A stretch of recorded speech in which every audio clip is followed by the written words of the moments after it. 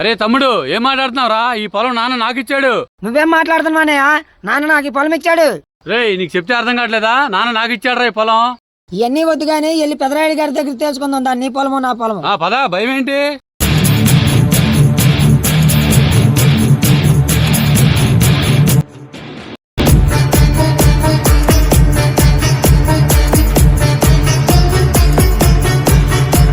ఏంటి సమస్య?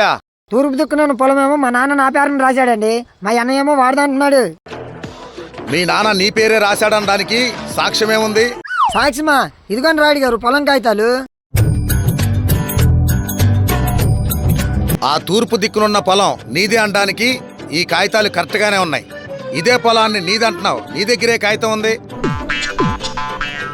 ఇదిగోండి రాయుడు గారు, నా దగ్గర ఈ కాగితాలు ఉన్నాయి. ఈ కాగితాలు మీరు తీసుకొని ఆ పొలం ఎవరితో మీరే తీర్పు చెప్పండి.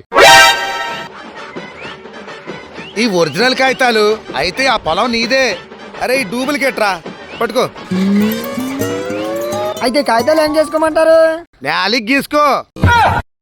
మీ దుంపల్లో మీరెక్కడ తయారయ్యారా బాబు? ఎల్లవయ్యా, పొలాన్ని దున్నుకో.